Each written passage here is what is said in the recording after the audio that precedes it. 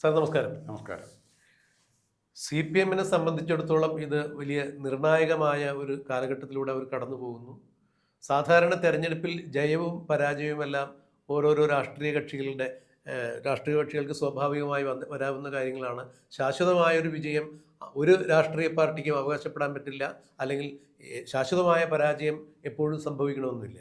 ഈ ജയവും തോൽവിയും മാറി മാറി വരുന്നത് കൊണ്ട് തന്നെയാണ് രാഷ്ട്രീയ കക്ഷികൾ അവരെ കൂടുതൽ കൂടുതൽ സംശുദ്ധീകരിക്കുന്നത്, വിപുലീകരിക്കുന്നത്, അല്ലെങ്കിൽ തെറ്റിതിരുത്തി മുന്നോട്ട് പോകാനുള്ള പാഠങ്ങൾ തന്നെയാണ് അത്തരം ജയപരാജയങ്ങൾ എന്ന് നമുക്ക് മനസ്സിലാക്കാൻ സാധിക്കും. ജനാധിപത്യത്തിൻ്റെ ഒരു വിശുദ്ധിയും അത് തന്നെയാണ്.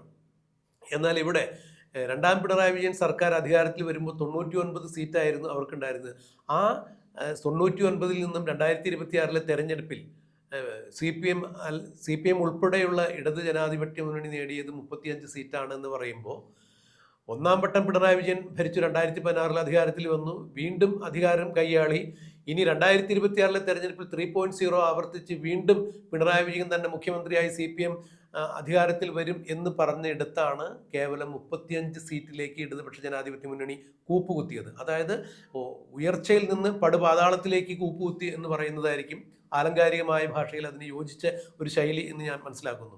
അതെന്ത് തന്നെയായാലും ഈ പരാജയത്തിൻ്റെ കാരണങ്ങൾ തിരഞ്ഞ് മറ്റെവിടെയും പോകണ്ട. അത് സി പി എമ്മിൽ തന്നെയാണ്. അവിടെ അന്തർലീനമായ, അവിടെ രൂഢമൂലമായി നിന്ന ചില അപജയങ്ങളാണ്, അല്ലെങ്കിൽ ജനത്തിന് അവയെക്കുറിച്ചുണ്ടായ അവമതിപ്പുകളാണ് പാർട്ടിയെ ഇത്രത്തോളം വലിയ ജീർണതയിലേക്ക് എത്തിച്ചത് എന്നുള്ളതാണ് അവരുടെ പാർട്ടിയുടെ പരാജയ അവലോകന യോഗങ്ങളെല്ലാം കഴിഞ്ഞപ്പോൾ കണ്ടെത്തിയത്.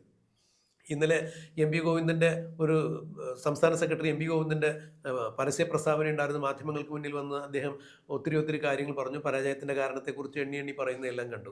ഇത് ജനങ്ങൾ നേരത്തെ ചൂണ്ടിക്കാണിച്ചിരുന്നതാണ്. അപ്പോൾ ജനവികാരം മനസ്സിലാക്കാൻ പറ്റാതെയാണ് അവർ മുന്നോട്ട് പോയത്. ഈ കഴിഞ്ഞ തെരഞ്ഞെടുപ്പിൽ സി പി എമ്മിനെ ബാധിച്ച ഒരുപാട് വിഷയങ്ങളുണ്ടെങ്കിലും ഊന്നി പറയുന്ന 3 വിഷയങ്ങൾ എടുത്തു കാണേണ്ടത് തന്നെയാണ്. ഒന്ന്, ശബരിമല സ്വർണ്ണക്കൊള്ളയുമായി ബന്ധപ്പെട്ട് പാർട്ടിക്കുള്ളിലുണ്ടായ ജനദ്രോഹകരങ്ങളായ അല്ലെങ്കിൽ വിശ്വാസി സമൂഹത്തിനെതിരായ നിലപാടുകൾ സ്വീകരിച്ചു, അത് ഒരു വിഷയം.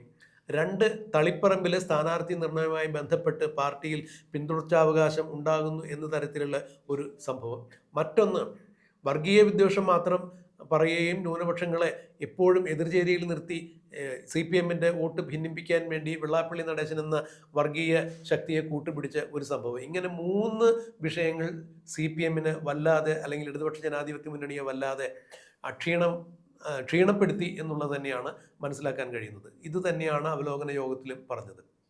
എന്നാലിപ്പോൾ പാർട്ടി അതൊക്കെ തിരുത്താൻ വേണ്ടി ശ്രമിക്കുന്നു.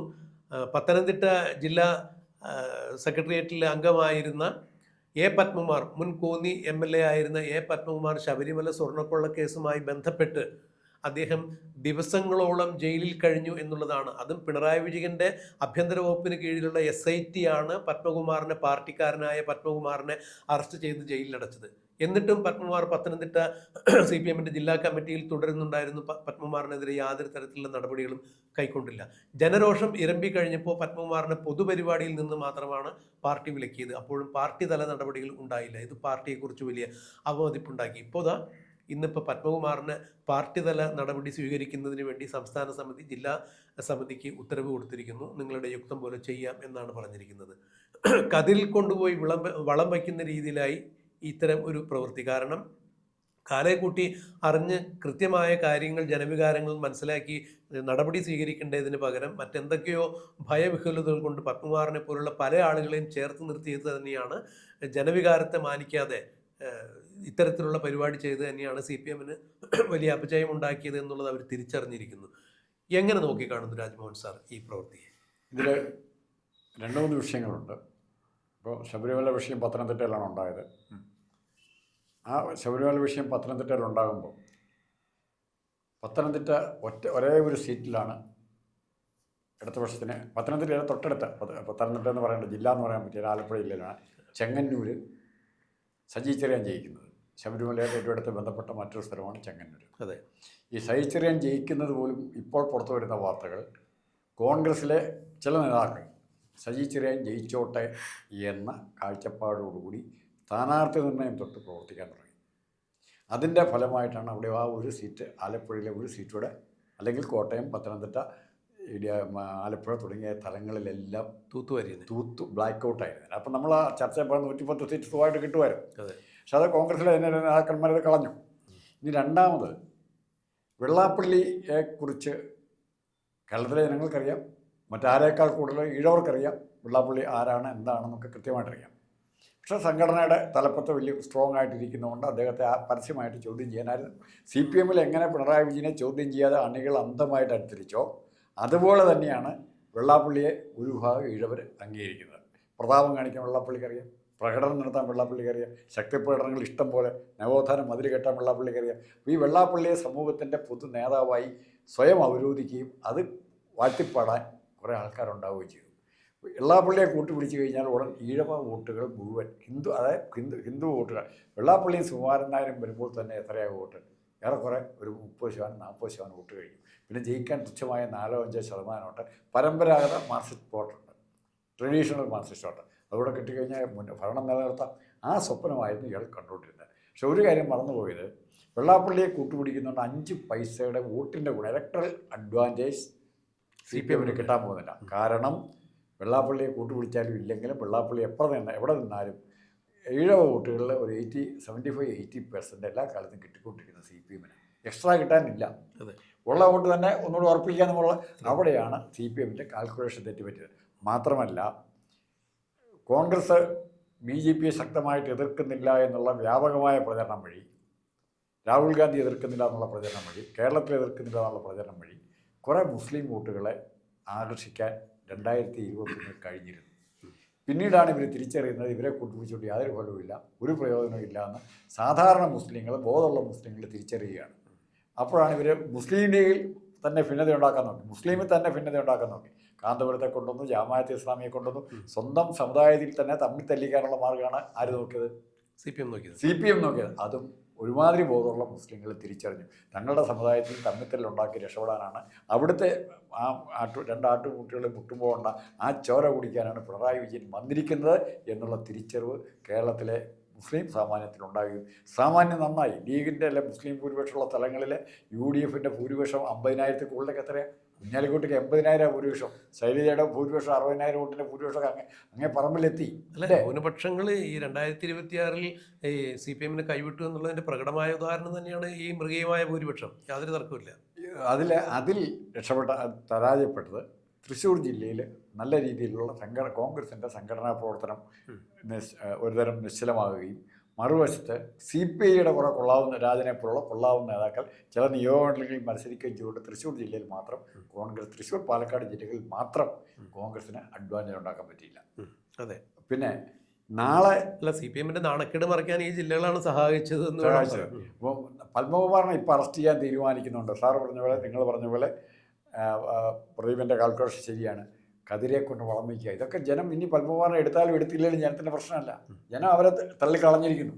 ഇനി ജനത്തിൻ്റെ ചിന്തയിലോ പ്രവൃത്തിയിലോ പത്മകുമാർ കൊണ്ടുപോയ സ്വർണ്ണത്തെക്കുറിച്ചും ശബരിമല ചതിച്ചതിനെക്കുറിച്ചും അറിയാം. അപ്പോൾ പത്മകുമാറിനെ പിടിക്കുമ്പോൾ കടകംപള്ളി അങ്ങോട്ട് മാറി നിൽക്കാന്നേ, വാസവനെ കൊണ്ട് മാറി നിൽക്കുക.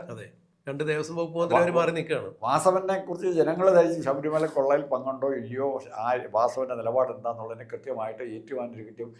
വാസവനെതിരായി മത്സരിക്കുന്ന പുതിയ സ്ഥാനാർത്ഥി, ഒരു പുതുമുഖ സ്ഥാനാർത്ഥി നാട്ടകം സുരേഷിന് കിട്ടി 20,000-നടുത്ത ഭൂരിപക്ഷമാണ്. തീർച്ചയായും. അതെങ്ങനെ കിട്ടുന്നു? ഒരു തരത്തിലും കിട്ടാൻ സാധ്യതയില്ല. മുമ്പ് സുരേഷ് കുറുപ്പുണ്ടായിരുന്നു, നമുക്ക് കിട്ടിക്കൊണ്ടിരുന്നു. അത് സ്ഥാനാർത്ഥിയുടെ മെച്ചം കൊണ്ട്. ആ വാസവൻ മറ്റ് ചില കണക്കൂട്ടൽ കേരള കോൺഗ്രസിനെയൊക്കെ കൂട്ടുപിടിച്ച് കുറച്ച് വോട്ടുണ്ടാക്കി ജയിച്ചു വരികയായിരുന്നു. അത് കളഞ്ഞില്ലേ? അല്ല, ഈ ജനങ്ങളുടെ വികാരം മനസ്സിലാക്കാതെ, ഇനിയിപ്പോൾ ജനങ്ങളുടെ വികാരം CPM-ന് പുറത്തുള്ള ജനങ്ങളെ മാറ്റി നിർത്തുക, CPM-ന് അകത്തുള്ള അണികളുടെ പോലും വികാരങ്ങൾ തിരിച്ചറിയാൻ കഴിഞ്ഞില്ല എന്നുള്ളത് തന്നെയാണല്ലോ ഈ തെരഞ്ഞെടുപ്പിൻ്റെ ഫലം വ്യക്തമാക്കുന്നത്. അതായത് കോൺഗ്രസ്സുകാരുടെയോ അല്ലെങ്കിൽ കമ്മ്യൂണിസ്റ്റ് വിരുദ്ധരുടെ മാത്രം വോട്ട് കിട്ടിയത് കൊണ്ടല്ല ഇക്കുറി കോൺഗ്രസ് ഇത്രയും വലിയ ഭൂരിപക്ഷം ഉണ്ടായെന്ന് കോൺഗ്രസ്സുകാർ വിശ്വസിക്കുന്നില്ല. യഥാർത്ഥ കമ്മ്യൂണിസ്റ്റുകാർ ഇക്കുറി CPM-നെതിരെ, കമ്മ്യൂണിസ്റ്റ് പ്രസ്ഥാനത്തിനെതിരെ വോട്ട് ചെയ്തിരിക്കുന്നു. കാരണം ഈ പ്രസ്ഥാനം ഇപ്പോൾ തോറ്റാൽ മാത്രമേ ഇനി കമ്മ്യൂണിസ്റ്റ് പ്രസ്ഥാനം കേരളത്തിൽ നിലനിൽക്കുള്ളൂ, പാഠം പഠിക്കുകയുള്ളൂ. ഇപ്പോൾ ഒരു വീഴ്ച ഉണ്ടായി കഴിഞ്ഞാൽ ആ വീഴ്ചയെന്ന് കാര്യങ്ങൾ കൃത്യമാക്കി മനസ്സിലാക്കി ഉയർത്തെഴുന്നേൽക്കാനുള്ള ഒരു ശേഷി ഉണ്ടാവണം എന്നുള്ള ഒരു ഷോക്ക് ട്രീറ്റ്മെൻറ്റ് തന്നെയാണ് ഈ കുറി CPM-ന് കിട്ടിയിരിക്കുന്നതിന് യാതൊരു തർക്കവുമില്ല. യഥാർത്ഥ കമ്മ്യൂണിസ്റ്റുകാരെന്ന് പറയുന്ന ആളുകൾ തന്നെ വോട്ട് മാറ്റി ചെയ്തു. അതുകൊണ്ട് തന്നെയുള്ള കമ്മ്യൂണിസ്റ്റ് കോട്ട എന്ന് വിശേഷിപ്പിക്കുന്ന ഇടങ്ങളിലെല്ലാം കമ്മ്യൂണിസ്റ്റുകാർ തോറ്റത്. ഭൂരിപക്ഷം നോക്കൂ, പിണറായി വിജയൻ്റെയൊക്കെ ഭൂരിപക്ഷം 61,000 വോട്ടുണ്ടായിരുന്ന ഭൂരിപക്ഷത്തിൽ നിന്ന് ഏതാണ്ട് 20,000 വോട്ടിൻ്റെ താഴേക്ക് മാറി എന്ന് പറയുമ്പോൾ 30,000 ശിഷ്ടം വോട്ടാണ് അവിടെ മാറിയത്. കണ്ണൂരിലാണെന്ന് ഓർക്കണം. ഇത് തന്നെയാണ് അമ്പലപ്പുഴ ജി സുധാകരൻ മത്സരിച്ചെടുത്ത് പറ്റിയത്. പയ്യന്നൂർ PV കുഞ്ഞികൃഷ്ണൻ നല്ല ഭൂരിപക്ഷത്തിനാണ് ജയിച്ചത്, TK ഗോവിന്ദൻ. അപ്പോൾ ഇതൊക്കെ വളരെ കൃത്യമായ സന്ദേശമാണ് കമ്മ്യൂണിസ്റ്റുകാർ കൊടുത്തിരിക്കുന്നത്. ഈ 2-3 മണ്ഡലങ്ങളിൽ മാത്രമല്ല, കേരളത്തിലെ 140 മണ്ഡലങ്ങളിലും ഇത് പ്രതിഫലിച്ചിട്ടുണ്ട്. എവിടെ പറയൂ. ശൈലജയെ ഇവരേറ്റവും കൂടുതൽ ആർഭാടത്തോടെ കൊണ്ടുനടന്ന ഏറ്റവും കൂടുതൽ ഭൂരിപക്ഷം കിട്ടിയ ശൈലജയെ മട്ടന്നൂരിൽ നിന്നും പേരാവൂരിലേക്ക് മാറ്റിയപ്പോൾ പേരാവൂരിലും മട്ടന്നൂരിലും മാത്രമല്ല CPM വോട്ട് പോയത്, കുറഞ്ഞത് ധർമ്മടത്തും കുറഞ്ഞു. തീർച്ചയായും ശൈലജ എഫക്ട് ധർമ്മടത്തുണ്ടായി, ഇവരറിയുന്നില്ല. എഫക്ട് ധർമ്മടത്തുണ്ടായി. സാർ, ഇത് ഈ ധർമ്മടന്നോ കണ്ണൂരിന്നോ അമ്പലപ്പുഴയിൽ നിന്ന് നമ്മൾ ചുരുക്കി പറയാതെ ഈ 140 മണ്ഡലങ്ങളിൽ ഇടതുപക്ഷത്തിന് സ്വാധീനമുള്ള ഏതൊക്കെ മണ്ഡലമുണ്ടോ അവിടെ എല്ലായിടത്തും ഇടതുപക്ഷത്തിന്റെ വോട്ട് ക്രമാതീതമായി ചോർന്നു പോയി. 1-2 ജില്ലകളിലുള്ള ആ ഒരു പ്രാതിനിധ്യം കൂടി ഉണ്ടായിരുന്നില്ലെങ്കിൽ CPM-ന് ഇതിൽ വലിയൊരു നാണക്കേട് സഹിക്കേണ്ടത്. അതെ, തീർച്ചയായിട്ടും. അല്ല എന്നുണ്ടെങ്കിൽ ഇപ്പം എൻ്റെ കണക്കൂട്ട് ശരിയാണെന്നുണ്ടെങ്കിൽ 28 സീറ്റോ അവർക്ക് ഇപ്പോൾ ഉള്ളത് CPM-ന്. അപ്പോൾ അതിനേക്കാൾ വലിയ ദയനീയമായ രീതിയിലേക്ക് കാര്യങ്ങൾ മാറിയനെ. അപ്പോൾ തീർച്ചയായും ഈ വീഴ്ചയിൽ നിന്ന് പാഠങ്ങൾ ഉൾക്കൊള്ളാൻ ഇനിയും പറ്റുന്നില്ല എന്നുണ്ടെങ്കിൽ ഇനി ഒരു തിരിച്ചറിവ് സാധിക്കില്ല എന്ന് അവർ തന്നെ പറയുന്നു. അതുതന്നെയാണ് ഇപ്പോൾ സംസ്ഥാന സമിതി പത്തനംതിട്ട ജില്ലയിൽ പത്മകുമാറിനെതിരെ ജില്ലാ നേതൃത്വത്തിന് യുക്തമായ തീരുമാനമെടുക്കാമെന്ന് ചുമതലപ്പെടുത്തി വിട്ടിരിക്കുന്നത്. ഇത് ശബരിമല സ്വർണ്ണക്കൊള്ളയിൽ പത്മകുമാർ അറസ്റ്റിലായി ജയിൽവാസം കഴിഞ്ഞ് ഉടനെ തന്നെ ഇത്തരം ഒരു രീതി, അല്ലെങ്കിൽ പത്മകുമാർ ജയിലിലേക്ക് പോകുന്നു എന്ന് കണ്ട സമയത്ത് തന്നെ CPM-ൻ്റെ ഭാഗത്ത് നിന്നൊരു തീരുമാനം ഉണ്ടായിരുന്നെങ്കിൽ തീർച്ചയായും തെരഞ്ഞെടുപ്പ് ഫലം മറ്റൊന്നാകുമായിരുന്നു ഒരു പക്ഷേ. അതൊന്ന്. പിന്നെ വെള്ളാപ്പള്ളി നടേശൻ്റെ കാര്യത്തിലൊക്കെ ഇപ്പോഴും ഇവർ സമ്മതിക്കാത്ത, MP ഗോവിന്ദനൊക്കെ വളരെ കഷ്ടപ്പെട്ടാണത് സമ്മതിക്കുന്നത്. വെള്ളാപ്പള്ളി നടേശനുമായി കൂട്ടുചേർന്നതിലല്ല, വെള്ളാപ്പള്ളി നടേശനെ പലയിടങ്ങളിലും വിലക്കുന്ന ആ ശബ്ദത്തിന് അത്ര കണ്ട് ശക്തി പോരായിരുന്നു എന്നൊക്കെയാണ് പറയുന്നത്. ഞങ്ങൾക്ക് തെറ്റുപറ്റി എന്ന് പറയാൻ ഇപ്പോഴും തയ്യാറാവുന്നില്ല. അതാണ് ഇവരുടെ ഏറ്റവും വലിയ പ്രശ്നം. തെറ്റുപറ്റിയിട്ടെങ്കിൽ തെറ്റുപറ്റി, ആ തെറ്റുപറ്റി തിന്നതാണ് തെറ്റ്, ഞങ്ങളത് തിരുത്തും എന്ന് പറയുന്നതിന് പകരം CPM-ന് വിശ്വസിക്കുന്ന, CPM-ൽ വിശ്വസിച്ച് മുന്നോട്ട് പോകുന്ന ആളുകളെ വീണ്ടും പല്ലിളിച്ച് കാണിക്കുന്ന തരത്തിൽ, കൊഞ്ഞനം കുത്തി കാണിക്കുന്ന തരത്തിലുള്ള അഭിപ്രായ പ്രകടനങ്ങൾ ഇവർ നടത്തുന്നത്. നമ്മൾ ഇത്തരത്തിൽ പറയും. അതെ, നമ്മളിത് ഇങ്ങനെയൊക്കെ പറയുമ്പോൾ നമ്മളെ സംഘികളാക്കി ചിത്രീകരിക്കും, അല്ലെങ്കിൽ CPM വിരോധികളാക്കി ചിത്രീകരിക്കും. നിങ്ങൾക്ക് ഈ പാർട്ടിയെക്കുറിച്ച് ഒരു ചുക്കും അറിയില്ല എന്ന് പറയും. ശരിയാണ്, ഒരു ചുക്കും അറിയില്ല. നമ്മൾ ജനാധിപത്യപരമായ രീതിയിൽ ഈ നാട്ടിൽ എന്താണ് സംഭവിക്കുന്നത് എന്നുള്ളത് മനസ്സിലാക്കുമ്പോൾ, സാമൂഹ്യപരമായി നാട്ടിൽ എന്ത് സംഭവിക്കുന്നു എന്നുള്ളത് നോക്കിക്കാണുമ്പോഴാണ് നമുക്ക് ഇത്തരം ഉത്തരങ്ങൾ കിട്ടുന്നത്. കോൺഗ്രസിനെയോ BJP-യോ CPM-നെയോ വെള്ളപൂശേണ്ടതോ അല്ലെങ്കിൽ കരിവാരി തേക്കേണ്ടതിൻ്റെ യാതൊരു ബാധ്യതയും ഉത്തരവാദിത്വം നമുക്കില്ല. ഒരു മാധ്യമം എന്ന രീതിയിൽ വസ്തുനിഷ്ഠമായ അഭിപ്രായങ്ങൾ നിഷ്പക്ഷമായി പറയുക മാത്രമാണ് നമ്മൾ ചെയ്യുന്നത്. ഇവിടെ CPM-നുണ്ടായിരിക്കുന്ന അപജയങ്ങൾ CPM-ൽ തന്നെയാണ് ചൂണ്ടിക്കാണിക്കപ്പെട്ടിരിക്കുന്നത്. വെള്ളാപ്പള്ളിയുടെ വിഷയത്തിലായാലും പത്മകുമാറിൻ്റെ വിഷയത്തിലായാലും ശബരിമല സ്വർണ്ണക്കൊള്ള വിഷയത്തിലായാലും CPM-ന് ഉണ്ടാക്കിയിരിക്കുന്ന ഡാമേജ് നാളിതുവരെ CPM-ന് ഉണ്ടാകാത്തൊരു ഡാമേജ് തന്നെയാണ്. അതിൽ നിന്ന് പാഠങ്ങൾ പഠിച്ച് ഇവരിലേക്കും എല്ലാം വിരൽ ചൂണ്ടി അതാണ് കാരണം ഇതാണ് കാരണം എന്നുള്ളത് മാറ്റി CPM എന്ന പാർട്ടിയുടെ ഭൗതിക ശരീരത്തിൽ ഉണ്ടായിരിക്കുന്ന ആ പൊള്ളലുകൾ അല്ലെങ്കിൽ ആ വിള്ളലുകൾ, ആ വടുക്കൾ എല്ലാം കൃത്യമായി മനസ്സിലാക്കി അതിന് ചികിത്സിച്ച് അതിൻ്റെ ആഴം കുറച്ച് ജനങ്ങളുടെ വിശ്വാസത്തിലെത്തി മുന്നോട്ട് പോകാൻ സാധിച്ചില്ല എന്നുണ്ടെങ്കിൽ തീർച്ചയായും ഈ പാർട്ടി ബംഗാളിലെ ഇപ്പോൾ എന്താണ് സംഭവിച്ചേക്കുന്നത് അതിന് സമാനമായി മാറാനുള്ള സാധ്യതയുണ്ട്. അങ്ങനെ സംഭവിക്കാതിരിക്കണം. ഒരു ക്രിയാത്മകമായ പ്രതിപക്ഷമായെങ്കിലും കേരളത്തിൽ കമ്മ്യൂണിസ്റ്റ് പ്രസ്ഥാനം ഉണ്ടായിരിക്കണമെന്ന് വിശ്വസിക്കുന്ന ഒരാളാണ് വ്യക്തിപരമായി ഞാൻ. അപ്പോൾ അതുകൊണ്ട് തന്നെ ഈ കമ്മ്യൂണിസ്റ്റ് പ്രസ്ഥാനത്തോട് നമുക്ക് യാതൊരു തരത്തിലുള്ള വിരോധമില്ല.